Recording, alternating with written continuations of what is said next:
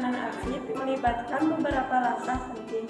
Pertama, identifikasi dan klarifikasi dokumen-dokumen yang akan dimasukkan ke dalam portofolio. Selanjutnya, tentukan kriteria penyimpanan yang sesuai untuk setiap jenis dokumen tersebut.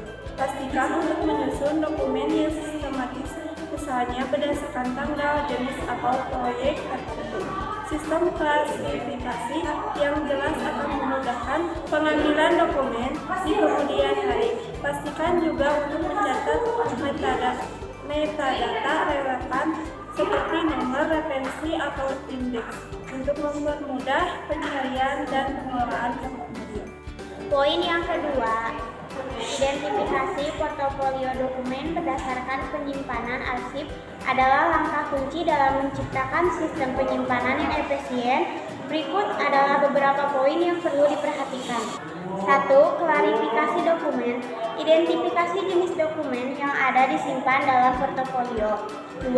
Nomor referensi atau indeks. Berikan nomor referensi atau indeks unik untuk setiap dokumen. 3. Metadata. Tentukan metadata yang relevan untuk setiap dokumen seperti tanggal pembuatan, penulis, atau status. 4. Penyusunan kronologis atau tematis. Jika memungkinkan, susun dokumen secara kronologis atau tematis untuk mempermudah akses. Poin yang ketiga, klarifikasi portofolio dokumen berdasarkan penyimpanan arsip. Yang pertama, jenis dokumen. Identifikasi jenis dokumen yang akan disimpan seperti surat resmi, kontrak, laporan, proyek, atau catatan rapat. 2. Kriteria klarifikasi. Tetapkan kriteria klarifikasi yang jelas seperti proyek, departemen, atau topik tertentu. Yang ketiga, penyusunan hierarki. Susun klasifikasi dalam bentuk hierarki untuk menciptakan struktur yang terorganisasi.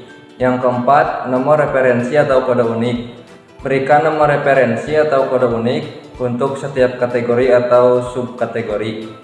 Yang kelima, kategori tematik atau fungsional.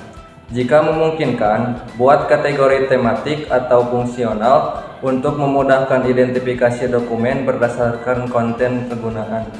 Poin yang keempat, penyimpanan portofolio dokumen berdasarkan penyimpanan arsip. Yang pertama, pemilihan media penyimpanan. Tentukan apakah dokumen akan disimpan secara fisik, digital, atau kombinasi dari keduanya.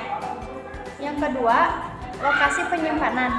Tetapkan lokasi penyimpanan portofolio dengan jelas, baik itu rak arsip fisik, server digital, atau penyimpanan cloud. Yang ketiga, pengamanan. Amankan portofolio dengan tindakan keamanan fisik atau digital, tergantung pada media penyimpanan. Yang keempat, ketertiban dan penataan. Susun portofolio secara teratur dan sistematis. Yang kelima, labeling yang jelas. Berikan label yang jelas pada setiap portofolio untuk memudahkan identifikasi.